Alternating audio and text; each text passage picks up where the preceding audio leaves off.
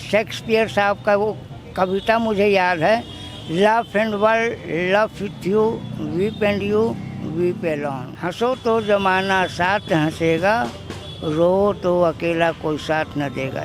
ये शेक्सपियर साहब का कविता है। ये कॉन्ट्रैक्ट टू भिखमंगा इन योर भिक, only for 100 days in your way, how any objection try to be again. अच्छा, इस पेड़ के नीचे कितना साल हो गया आपको गुजारा करते हैं? यहाँ 20वां बरस में चल रहा हूँ। हम लोग का आपका तो यानी 20 उंगली है, मेरे पिताजी का 24 उंगली था, हाथ में भी 6 और पैर में भी 6। मेरी पत्नी भी ताना मारती थी, बड़ा नवाब बन रहा है, तो मैं बोला नवाब तो हूँ, वो सब हम नहीं जानते हैं, घसक यहाँ से। अभी हम पटना के गांधी मैदान के गेट नंबर 6 पे मौजूद है और हमारे साथ एक बाबा हैं जो यहाँ पे भीख मांगते हैं, भीख मांग करके अपना गुजारा करते हैं। लेकिन आखिर इनको भीख मांगने पे इनके बच्चों ने क्यों मजबूर कर दिया? थोड़ा सा इनके अगर इतिहास में जाए तो इनके पिताजी जो थे वो एक डॉक्टर थे, इनके 2 बेटे हैं, वो भी जो है कि सेटल है, अपना परिवार चलाते हैं और पटना में अपना घर परिवार है, सब कुछ ठीक है। लेकिन पिछले 20 सालों से गांधी मैदान के गेट नंबर 6 पे इसी पेड़ के नीचे ही अपने जीवन का गुजारा कर रहे हैं कि आखिर ये पटना में रहने वाले व्यक्ति क्यों भीख मांगने पे मजबूर हो गए। चलिए सारी कहानियों पे चर्चा करते हैं। बाबा क्या नाम है आपका? राजेंद्र प्रसाद गुप्ता। यहाँ पे आप भीख मांगने के लिए क्यों बैठे हैं? हमारे पास काम नहीं है। पहले मैं प्रिंटिंग लाइन में काम करता था, कंपोजिटर था, समझे ना। ऑटोमेशन होने के बाद हाथों का काम यानी समाप्त हो गया, सब ऑटोमेशन में हो गया, मेरे हाथ का काम समाप्त हो गया। पिताजी मर गए थे हमारे, तो मुझे किसी समाज ने और न सरकार ने न किसी परिवार ने कोई मुझे मदद नहीं किया, जिसके वजह से मैं यानी कि इस जो ये भीख मांग रहा हूँ इसी पर मजबूर हुआ। अच्छा, आपके पिताजी क्या करते थे जब आप पढ़ाई करते थे? आपके पिताजी उस समय क्या करते थे? उस समय होम्योपैथ को डॉक्टर थे। डॉक्टर थे। तो कितने आपकी उम्र थी, मतलब कब उनका देहांत हुआ था, कब, किस वक्त? मैं बहुत छोटा था उस समय, उतना उम्र का याद नहीं कर सकता मैं, लेकिन मैं पिताजी को मरे हुए 50 बरस हो गया। मतलब आप अपने पिताजी को देखे थे? मेरे पिताजी का यानी कि हम लोग का आपका तो यानी 20 उंगली है, मेरे पिताजी का 24 उंगली था, हाथ में भी 6 और पैर में भी 6। अच्छा। उसका एक निशान अभी भी है, वो मेरा भाई है जिसका 24 तो नहीं है लेकिन 22 उंगली उसका है, हाथों में 6 उंगली उसका है, पैर में 5 है। तो पिताजी डॉक्टर थे, आप उस समय पढ़ाई कर सकते थे, तो पढ़ाई आपने क्यों छोड़ दिया? पढ़ाई कर सकते थे ना। पढ़ाई कर सकते थे तो वहाँ 1.5 रुपया फीस का, यानी कि पिताजी जब मरे तो उसके लिए एप्लीकेशन मैंने दिया स्कूल में हेडमास्टर को। तो हेडमास्टर साहब पढ़ रहे हैं, फिर एप्लीकेशन को कह रहे हैं कि लोगों को औकात नहीं रहता है तो लोग पढ़ते क्यों हैं। वो ताना मारते थे? ताना मारे वो आपके लिए? उतना वो कहे तो किसको कह रहा था, मैं उसका एप्लीकेशन दिया था, समझे ना। और वो कह रहे हैं तो किसको कह रहे हैं, मुझे ही ना कह रहे हैं। मुझे चिढ़ लग गया, मैं चिढ़ लगा तो उसी समय मैं अपना अस्ता बस्ता सब पटका। 9th क्लास में पढ़ता था तो सर्टिफिकेट तो नहीं दिया बल्कि 2-4 थप्पड़ मेरे को जरूर लगाया। यानी जब आपके पिताजी का देहांत हो गया तो पैसे की किल्लत आ गई, जिसके वजह से आपने पढ़ाई छोड़ दिया? जी हाँ। फिर पढ़ाई छोड़ करके आप क्या करने लगे? पढ़ाई छोड़ के यानी कि अपने जीवन को यानी कि चलाने का कोई ना कोई रास्ता देखने लगा। प्रिंटिंग लाइन में घुसा, प्रिंटिंग लाइन में यानी कि कुछ दिन तक काम किया, मैं बहुत दिन तक काम किया उसके अंदर। और उसके बाद यानी काम करने के बाद जब प्रिंटिंग लाइन का भी ऑटोमेशन जब हो गया, ऑटोमेशन होने के बाद मैं हो गया एकदम बेरोज़गार। तो बेरोज़गार में यानी फिर कोई परिवार ने साथ दिया, न सरकार ने साथ दिया, कोई मुझे साथ देने वाला रहा नहीं। अच्छा, आपकी शादी हुई है, आपके बच्चे भी हैं, आपका परिवार अभी कहाँ है? मुसल्लापुर, पटना में। अपने घर में कि किराए के मकान में? अपने ही घर हैं। तो आपका परिवार, आपकी पत्नी, बच्चे अपने घर में हैं और आप इस पेड़ के नीचे हैं, ऐसा क्यों? मेरी गरीबी। आपकी पत्नी भी तो गरीब है, आप अगर नहीं कमा सकते तो आपकी पत्नी भी नहीं कमा सकती। तो वही तो हम लोगों में यानी कि झमेला हुआ ना। वो भी ताना मारती थी। आपकी पत्नी? मेरी पत्नी भी ताना मारती थी, बड़ा नवाब बन रहा है। तो मैं बोला नवाब तो हूँ नहीं, लेकिन 5 बच्चे हुए ना, कहाँ से आसमान से आ गया वो सब हम नहीं जानते हैं। घसक यहाँ से। उसमें मेरा बड़ा लड़का भी यानी कि टोन कसता था, चंदन कुमार। छोटका लड़का नहीं करता था, लेकिन बड़का जरूर करता था। और यहाँ भी आता है। छोटा वाला? बड़ा वाला?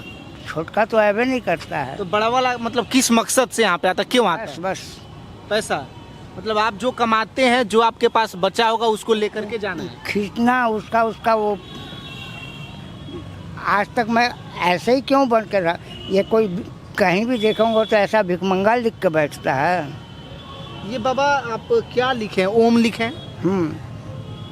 परम तत्वाय ओम परम तत्वाय नारायणाय गुरुभ्यो नमः। और उसके बाद ओम लिख दिया। उसके बाद विनीत बैरागी लाल भिखमंगा। मेरा नाम राजेंद्र प्रसाद गुप्ता है, लेकिन मैं अपने नामों को मार के यानी क्योंकि मैं बैराग का ज़िंदगी जी रहा हूँ, बैरागी लाल भिखमंगा बन गया मैं। यानी आप अपने आप को भिखमंगा मानते हैं? क्योंकि कर रहा हूँ तो मानते हैं क्या, जब मैं वही कर ही रहा हूँ मैं। अभी भी बहुत लोग इस पेशा को छुपाते हैं, भीख मांगते हैं, लेकिन घर पे जाते हैं तो इस पेशा को छुपा लेते हैं कि नहीं हम भिखमंगा नहीं है। नहीं, वैसा बात मेरे पास नहीं। मेरा हर कोई परिवार सरकार तक यहाँ राम कृपाल यादव साहब जो सांसद हैं, तो टहलने भी आते हैं? टहलने भी आते हैं, समझे ना। आज भी उनको दुनिया भर का गीत के अंदर में झाड़ा, नरेंद्रा काम दे नहीं तो दाम दे, नहीं तो ले ले मेरा जान, निकला है 1 नंबर बेईमान,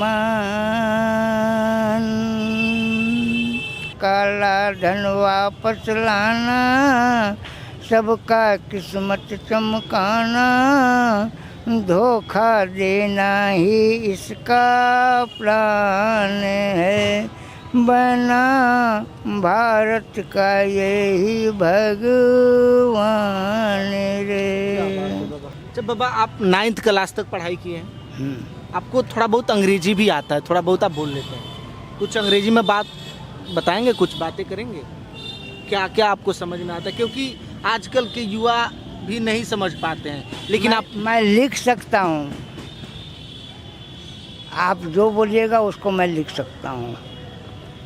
ऐसे गीत में शेक्सपियर साहब का वो कविता मुझे याद है, love and world love with you, weep and you weep alone, हंसो तो जमाना साथ हंसेगा, रो तो अकेला कोई साथ न देगा। ये शेक्सपियर साहब का कविता है। ये आज से 50 साल पहले स्कूल में पढ़ा था मैं। अच्छा बाबा, यहाँ पे आप प्रतिदिन भीख मांगते हैं, खाना का व्यवस्था कहाँ से करते? खाने के लिए यहीं का लोग यानी कि अपना इनको होता है करते हैं, नहीं होता है अपना नहीं करते हैं। तो किसी दिन भूखा सोना पड़ता है? भूखा किसी दिन नहीं सोता हूँ। बिस्कुट यानी कि देने वाला लोग देता है। मतलब बिस्कुट खा करके भी रात गुजारते हैं? तो फिर वो आपका बड़ा जो बेटा है, क्या उसको नालायक ही कहेंगे, जो आपके पैसे लेने आता है लेकिन आपका भोजन का व्यवस्था नहीं करता? कभी आज तक नहीं, एक तो रोटी नहीं है गैर मेरे को खिला देगा। यही तो मैं यहाँ चिल्लाता हूँ कि सरकार है मेरा, कहीं रोटी दूंगा, कपड़ा दूंगा, मकान दूंगा, मैं दिखाई नहीं पड़ता। सरकार तो कहती है तीनों दूंगा, रोटी कपड़ा मकान, आपके पास तीनों में से क्या है? कुछ नहीं है। रहता तो मैं ऐसे रहता, मैं तो वैसे कहता हूँ, कॉन्ट्रैक्ट टू भिखमंगा इन योर भिक, only for 100 days in your way. आपसे कोई संपर्क करे और आपको पैसे दे, संपर्क का मतलब होता है कॉन्ट्रैक्ट। यहाँ भीख, जैसे कि आपने 1 रुपया मुझे दिया, तो 1 रुपया दिया तो जयराम जी जय सीताराम समाप्त हो गया ना। हाँ। लेकिन मेरे पास वो हिसाब किताब नहीं है।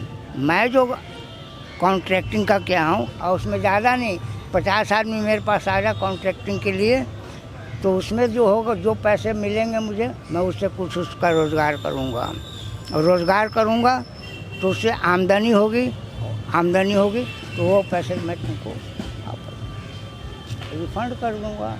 लेकिन लोग आपकी बातों को समझ नहीं पाते, इसीलिए शायद आपको पैसा देना नहीं चाहते हैं। भीख के रूप में दे देंगे लेकिन बिजनेस के रूप में नहीं देंगे। वो वैसे समझते, तो आज तक मैं ऐसे उसको मतलब लिख के रखा हूँ। तो बाबा, यहाँ पे ठंड, बरसात, गर्मी, जाड़ सब कुछ पड़ता है, कैसे झेल लेते हैं आप? बस जैसे हूँ वैसे। अगर अभी इसी वक्त बारिश आ जाए तो क्या बस करें? एक पन्नी है, इससे अपना इसी प्लास्टिक से अपने आप को ढकेंगे आप? नहीं इसको, इससे मैं कपड़ा बचाऊंगा। अच्छा, कपड़ा बचाएंगे। हाँ, और अपने वो वहाँ पर बोर्ड के नीचे देखिए, वो बोर्ड के नीचे आप जाकर के अपने आप को बचाएंगे। हाँ, फिर अंबर भी कंबल कुछ ना है। कुछ तो भीग ही जाता होगा। भींगता ही है, भींग नहीं है उसके लिए बचना किसी दिन नहीं। कल रात में ही बारिश हुआ है दुनिया भर का यहाँ पर, समझे ना। लेकिन यहाँ मैं भींग गया हूँ, तो भींग क्या करूँगा मैं? वो भींगा ही कपड़ा पहन के अपना दिन भर अपना समय को गुजारा।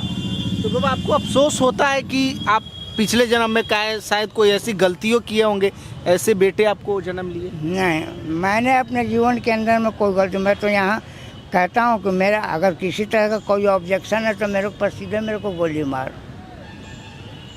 How any objection try to be again. मुझ पर किसी तरह की कोई आपत्ति मुझको है मुझसे, तो मेरे को सीधे जान मार दो, मेरे को भीख क्यों दोगे? ये अंग्रेजी बोलना कहाँ से सीखे आप? जब पढ़ते थे, वो मेरा क्लास टीचर था, वही मुझे जरा सा यानी कि थोड़ा बहुत अंग्रेजी सिखाएं। आपको लगता है पढ़ाई करते तो आप अभी किसी और मुकाम पे रहते आप? पढ़ते तब न, लेकिन पढ़ाई मैं 9th क्लास में छोड़ दिया, तो मैं कब करूं, क्या करूं? बाप तो था नहीं कि बाप मेरे को खड़ा करता।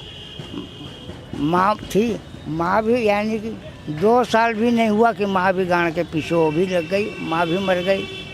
अच्छा, इस पेड़ के नीचे कितना साल हो गया आपको गुजारा करते? यहाँ 20वां बरस में चल रहा हूँ मैं। 20 साल हो गया? और अभी कितना दिन रहेंगे इसका कोई ठिकाना नहीं? इसका कोई, जब तक यानी कि सांस चलेगा, जब तक मैं घर का उम्मीद नहीं कभी करता। और न कभी कल्पना मेरे दिल में आया कि मैं उसके दरवाजे पर जाऊँगा। तो वो उसका दरवाजा का, वो तो आपका घर है ना। मेरा क्या, मेरे नाम से रजिस्ट्री नहीं ना, वो जो है मेरी पत्नी के नाम से। तो आपकी पत्नी ने भी आपको धोखा दे दिया? तो आप दे दिया तो मैं क्या करूँगा? तो फिर 7 जन्मों के लिए शादी हुआ है, बंधन था। ये इसको मैं समाज को कहूँगा, क्योंकि ये कोर्ट का काम है, हम लोग इसको नहीं ना कर सकते। जहाँ सच में जब आपकी पत्नी ही आपकी नहीं हुई तो बच्चे क्या होंगे? सीधा सीधी बात है। मैं चिटकोहरा बाजार देख रहे हैं? देख रहे हैं ना? चिटकोहरा बाजार में मदन साव नाम का यानी कि अरवा चावल के व्यापारी थे, मर चुके हैं वो। बड़े साले जो मेरे थे मर चुके हैं, और लाखों का ज़मीन है उनका, लेकिन है उनका है, लेकिन मेरे पास कोई परिवार का कोई मतलब नहीं। तो आपको कोई शिकायत है सरकार से, अपने बच्चों से? बच्चा तो यानी कि बच्चा ही अगर हमारा यानी कि अगर हमको समझने के लिए रहता तो यानी कि हमारा हाथ पैर खड़ा करके साइड करता, लेकिन वो और हम ही को खींचना शुरू किया है। अगर वो बच्चे आए आपको ले जाने, 2 बेटे हैं, तो वापस? नहीं, जिसको मेरा कल्पना हो चुका है, नहीं जाने। यहाँ गवर्नमेंट भी अगर कहेगा तो मैं सुप्रीम कोर्ट की बात नहीं सुनने वाला। मैं बड़ा मतलब यहीं पे प्राण त्याग दीजिएगा, लेकिन कहीं मत जाइए? नहीं जाएंगे। चलिए, तो ये हमारे साथ बाबा थे, अपने नाम को बदल करके बैरागी लाग भिखमंगा अपना नाम रख लिए हैं। अब ये इसलिए रख लिए क्योंकि ये भीख मांगते हैं। बहुत लोग अपने पेशा को छुपाते हैं, लेकिन बाबा अपने पेशा को नहीं छुपा रहे। 9वीं तक पढ़ाई की है। इनके पिताजी डॉक्टर थे, डॉक्टर के ये बेटे हैं और आज भीख मांगने पे मजबूर हैं। 2 बेटे हैं, दोनों कमाते हैं, अपना परिवार का गुजारा करते हैं। पटना के मुसल्लमपुर इलाके में इनका अपना घर है, लेकिन उसके बावजूद भी बेघर है, पेड़ के नीचे अपना गुजारा कर रहे हैं। तो ऐसे बाबा की कहानियों के बारे में आप लोग क्या सोचते हैं, अपनी प्रतिक्रिया कमेंट बॉक्स में दीजिएगा। और ये बाबा भीख मांग करके अपना गुजारा कर रहे हैं, क्या ये सही है? इनके बेटे ने जो किया क्या वो सही है? ये ज़रूर बताइएगा, शेयर कीजिएगा। बहुत बहुत धन्यवाद।